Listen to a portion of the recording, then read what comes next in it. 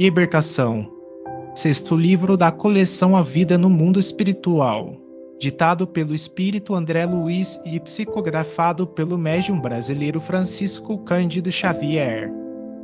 Capítulo 8. Inesperada intercessão.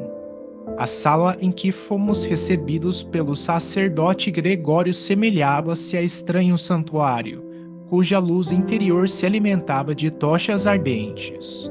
Sentado em pequeno trono que singularizava a figura no desagradável ambiente, a exótica personagem rodeava-se de mais de 100 entidades em atitude adorativa. Dois áulicos, extravagantemente vestidos, manejavam grandes turíbulos em cujo bojo se consumiam substâncias perfumadas de violentas emanações. Trajava-lhe uma túnica escarlate e nimbava-se de halo pardo escuro, cujos raios, inquietantes e contundentes, nos feriam a retina. Fixou em nós o olhar percussiente e inquiridor e estendeu-nos a destra, dando-nos a entender que podíamos aproximar. Fortemente empolgado, acompanhei Gúbio. Quem seria Gregório naquele recinto?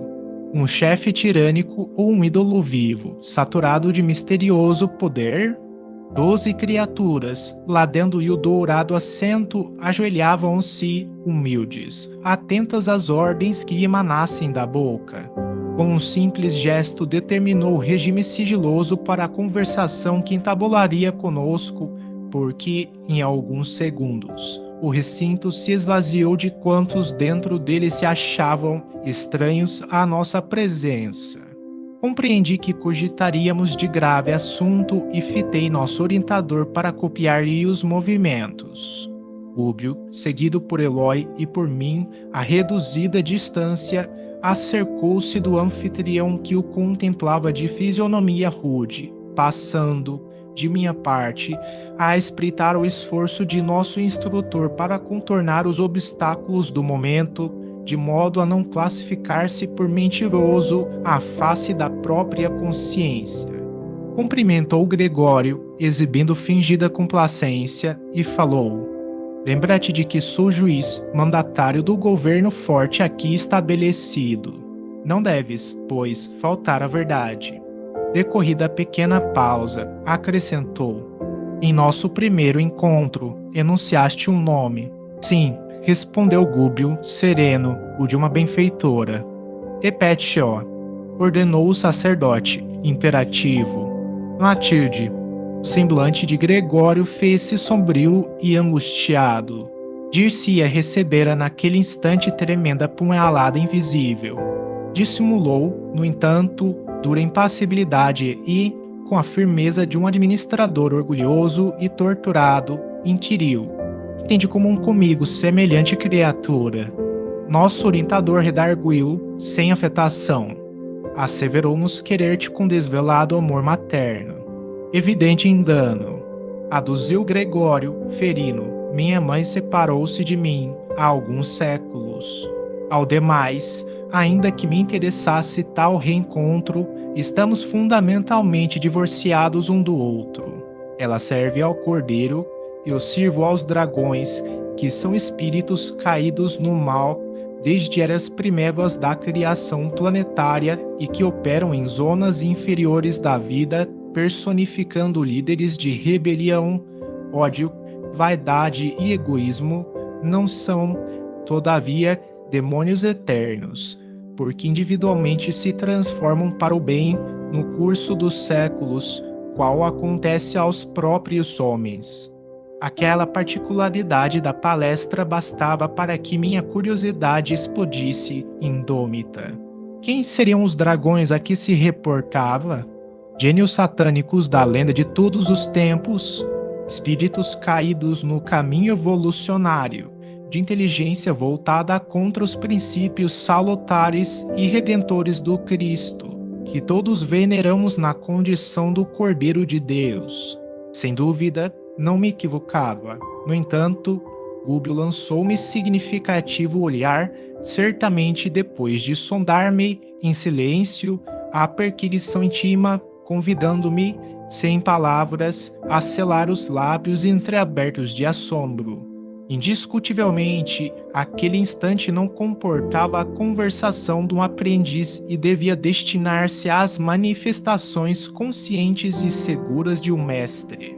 Respeitável sacerdote, obtemperou nosso orientador, com grande surpresa para mim. Não te posso discutir os motivos pessoais. Sei que é uma ordem absoluta na criação e não ignoro que cada espírito é um mundo diferente e que cada consciência tem a sua rota. Criticas, porventura, os dragões que se incumbem da justiça?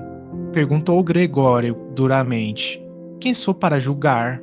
Comentou Gúbio, com simplicidade, não passo de um servidor na escola da vida. Sem eles, prosseguiu Hierofanta, algo colérico, que seria da conservação da terra? Como poderia operar o amor que salva, sem a justiça que corrige? Os grandes juízes são temidos e condenados, entretanto, suportam os resíduos humanos, convivem com as nojentas chagas do planeta, lidam com os crimes do mundo, convertem-se em carcereiros dos perversos e dos vis. E à maneira da pessoa culpada, que estima longas justificações, continuou irritadiço. Os filhos do Cordeiro poderão ajudar e resgatar a muitos. No entanto, milhões de criaturas, como sucede a mim mesmo, não pedem auxílio nem liberação. Afirma-se que não passamos de transviados morais. Seremos, então, criminosos, vigiando-nos uns aos outros. A terra pertence-nos porque, dentro dela, a animalidade domina, oferecendo-nos clima ideal. Não tenho, por minha vez, qualquer noção de céu. Acredito seja uma corte de eleitos, mas o mundo visível para nós constitui extenso reino de condenados. No corpo físico, caímos na rede de circunstâncias fatais, contudo, a teia que os planos inferiores nos prepararam servirá a milhões. Se é nosso destino joerar o trigo do mundo, nossa peneira não se fará complacente. Experimentados que somos na queda, provaremos todos os que nos surgirem no caminho. Ordenam os grandes juízes que guardemos as portas. Temos, por isso, servidores em todas as direções. Não nos esqueçamos que as argumentações procedem de um espírito poderoso nos raciocínios e que ainda não aceitou a iluminação do Cristo idêntico, pois há muitos homens representativos do mundo, obcecados pelos desvarios da inteligência. Subordinam-se-nos todos os homens e mulheres afastados da evolução regular, e é forçoso reconhecer que semelhantes individualidades se contam por milhões. Além disso, os tribunais terrestres são insuficientes para a identificação de todos os delitos que se processam entre as criaturas. Nós, sim, é que somos os olhos da sombra, para os quais os menores dramas ocultos não passam despercebidos. Ante o intervalo que se fizera, contemplei o rosto de Gúbio, que não apresentava qualquer alteração. Fitando Gregório, com humildade, considerou: grande sacerdote, eu sei que o Senhor Supremo nos aproveita em sua obra divina, segundo as nossas tendências e possibilidades de satisfazer-lhe os desígnios. Os fagócitos no corpo humano são utilizados na eliminação da impureza, do mesmo modo que a faísca elétrica irrompe insofreável a fim de sanar os desequilíbrios atmosféricos. Respeito, assim, o teu poder, porque se a sabedoria celeste conhece a existência das folhas tenras das árvores, sabe também a razão de teu extenso domínio. Entretanto, não concordas em que a nossa interferência prevalece sobre a fatalidade, círculo fechado de circunstâncias que nós mesmos criamos? Não estou habilitado a apreciar o trabalho dos juízes que administram estes pousos de sofrimento reparador. Conheço, contudo, os quadros pavorosos que se desdobram ao teu olhar. Observo, de perto, os criminosos que se imantam uns aos outros. Sondo, de quando em vez, os dramas sombrios daqueles que jazem nas furnas de dor, magnetizados ao mal que praticaram, e não ignoro que a justiça deve reinar consoante as determinações soberanas. Todavia, respeitável Gregório, não admites que o amor, instalado nos corações, redimiria todos os pecados? Não aceitas, porventura, a vitória final da bondade, através do serviço fraterno que nos eleva e conduz ao Pai Supremo? Se gastássemos nos cometimentos divinos do Cordeiro as mesmas energias que se despendem a serviço dos dragões, não alcançaríamos mais apressadamente os objetivos do supremo triunfo? O sacerdote ouviu, contrariado, e clamou com desagradável inflexão de voz: Como pude escutar-te, calado, tanto tempo? Somos aqui julgadores na morte de todos aqueles que malbarataram os tesouros da vida. Como inocular amor em corações enregelados? Não disse o cordeiro, certa vez, que não se deve lançar pérolas aos porcos? Para cada pastor de rebanho na terra há 1000 porcos ostentando as insígnias da carne. E se o teu mestre reclama pegureiros ao seu apostolado, que fazer, de nossa parte, senão constituir equipes de inteligências vigorosas, especializadas em corrigir as criaturas delinquentes que se colocam sob nossa vara diretiva? Os dragões são os gênios conservadores do mundo físico e se esmeram em preservar a aglutinação dos elementos planetários. Coerentes com a lógica, não entendem o paraíso de imposição. Se o amor conquistasse a Terra de um dia para outro, desintegrando-lhe os abismos escuros a fim de que a luz sublime aí brilhasse para sempre, fácil e instantânea, como acomodar nesse clima celestial as consciências de lobos e leões, panteras e tigres pela extrema analogia que ainda guardam com essas feras, almas essas que habitam formas humanas aos milhares de milhares. E seria do céu se não vigiássemos os infernos. Gargalhada sarcástica e estrepitosa seguiu-lhe as palavras. Gúbio, porém, não se perturbou. Com simplicidade, tornou a considerar. Ouso lembrar, todavia, que, se nos lançássemos todos a socorrer os miseráveis, a miséria se extinguiria. Se educássemos os ignorantes, a treva não teria razão de ser. Se amparássemos os delinquentes, oferecendo-lhes estímulos à luta regenerativa, o crime seria varrido da face da terra. O sacerdote fez vibrar uma campainha que me pareceu destinada a expandir-lhe as expressões de ira e gritou, colquenho: Cala-te, insolente! Sabes que te posso punir. Sim, concordou o nosso orientador, imperturbável. Suponho conhecer a extensão de tuas possibilidades. Eu e meus companheiros, à leve ordem de tua boca, podemos receber prisão e tortura e, se esta representa a vontade de teu coração, estamos prontos a recebê-las. Conhecíamos, de antemão, as probabilidades contra nós nesta aventura, entretanto, o amor nos inspira e confiamos no mesmo poder soberano que te permite aplicar a justiça. Gregório fitou Gúbio, assombrado, à vista de tamanha coragem e, de certo, aproveitando-se a transformação psicológica do momento, enunciou com firmeza serena. Declarou-nos Matilde, a nossa benfeitora, que a tua nobreza não se esvaiu e que as tuas elevadas qualidades de caráter permanecem invioladas, não obstante a direção diferente que imprimiste aos passos. Por isto mesmo, identificando-te o valor pessoal, chamo-te de respeitável nos apelos que te dirijo. A cólera do sacerdote pareceu amainar-se. Não acredito em tuas informações, acentuou, contrariado, mas sei claro nas rogativas.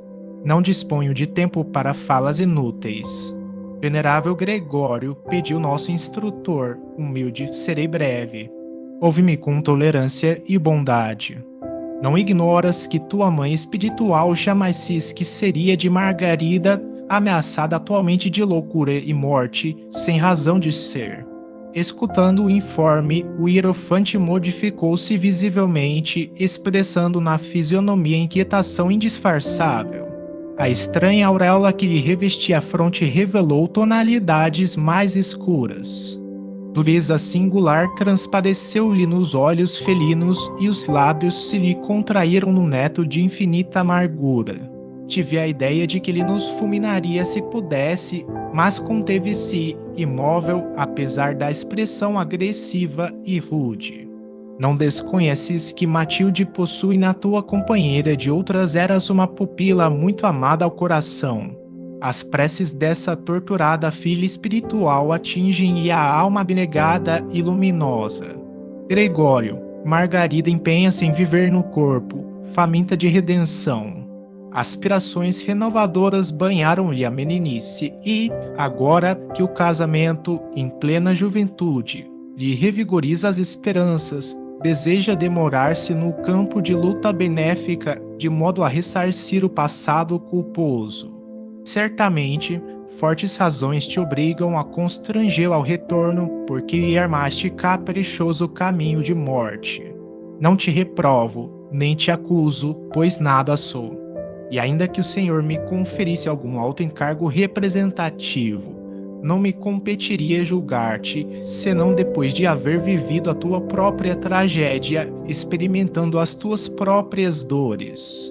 Sei, porém, que pelo amor e pelo ódio do pretérito ela permanece intensamente ligada aos raios de tua mente, e todos sabemos que os credores e os devedores se encontrarão uns com os outros, tarde ou cedo, face a face.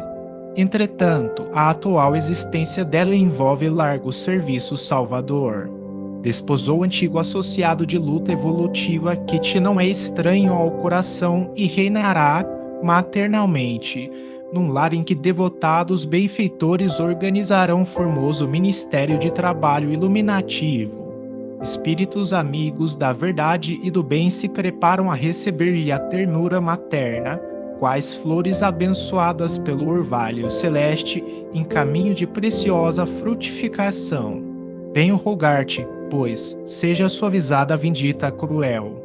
Nossa alma, por mais impassível, modifica-se com as horas, o tempo tudo devasta e nos subtrai todos os patrimônios da inferioridade para que a obra de aperfeiçoamento permaneça. A matéria que nos serve às manifestações modifica-se com os dias.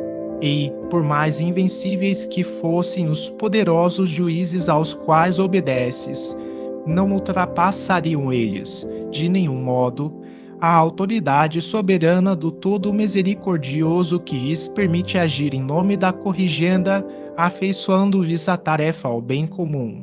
Pesados minutos de expectação e silêncio caíram sobre nós. Nosso instrutor, no entanto, longe de desanimar, retomou a palavra em voz súplice. Se ainda não consegues ouvir os recursos interpostos pela lei do Cordeiro Divino que nos recomenda o amor recíproco e santificante, não te ensurdeças aos apelos do coração materno.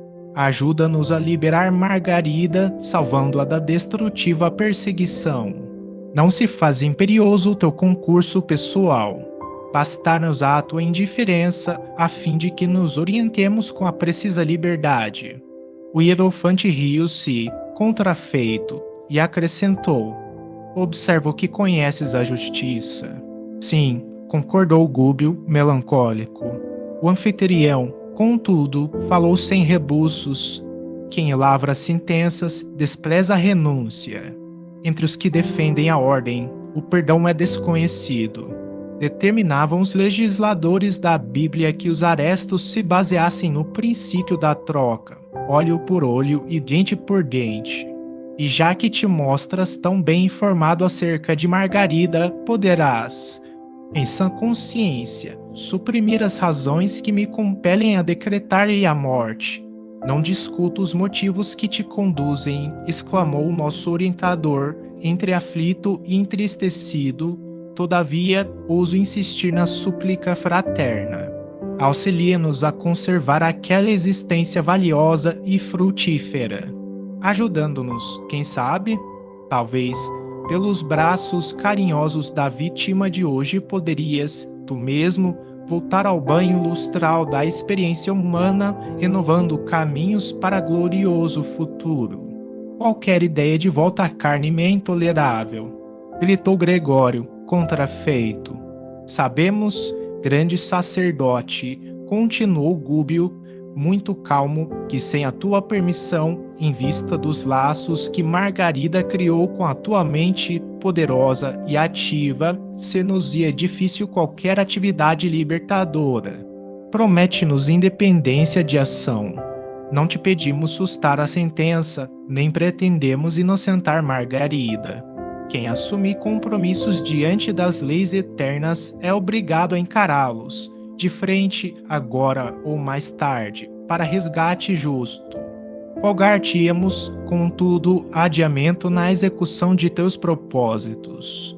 Concede à tua devedora um intervalo benéfico em homenagem aos desvelos de tua mãe e, possivelmente, os dias se encarregarão de modificar este processo doloroso, demonstrando expressão de surpresa em face da imprevista solicitação de adiamento, quando nós mesmos esperávamos que o orientador se impusesse reclamando revogação definitiva. Gregório considerou menos contundente. Tenho necessidade do alimento psíquico que só a mente de Margarida me pode proporcionar, perguntou Gúbio, mais encorajado. E se reencontrasses o doce reconforto da ternura materna, sustentando-te a alma, até que Margarida te pudesse fornecer, redimida e feliz, o sublimado pão do espírito?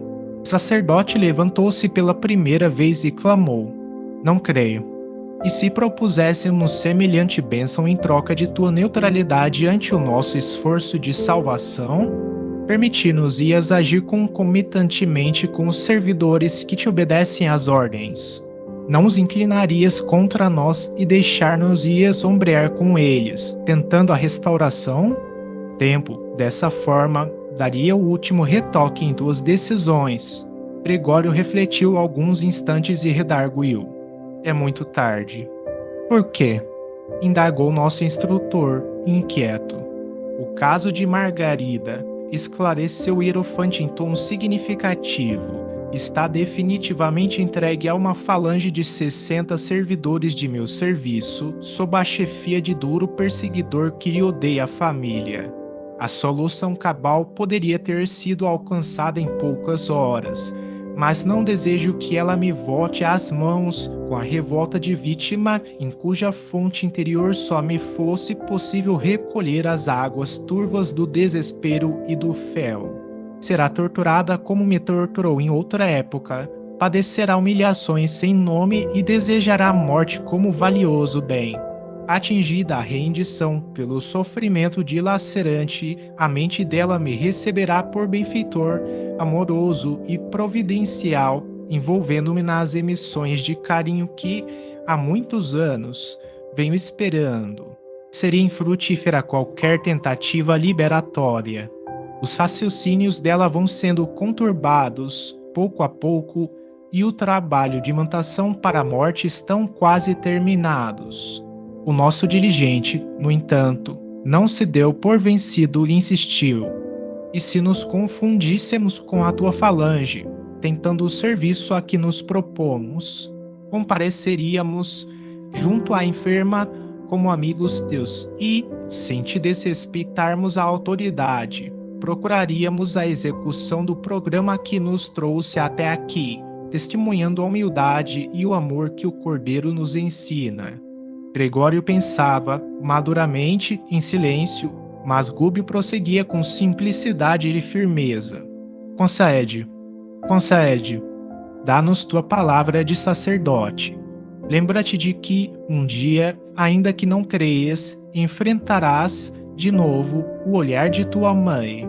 O interpelado, após longos minutos de reflexão, ergueu os braços e asseverou: Não creio nas possibilidades do tentame, todavia, concordo com a providência a que recorres. Não interferirei.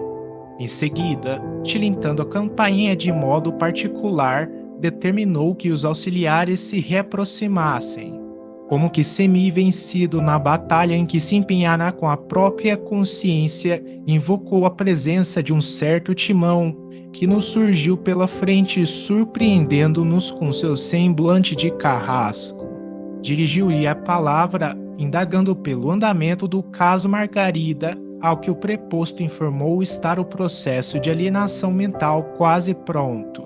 Questão de poucos dias para segregação em casa de saúde. Indicando-nos algo constrangido, determinou Gregório que o auxiliar de sinistro aspecto nos situasse junto da falange que operava, ativa, na execução gradual do seu decreto de morte.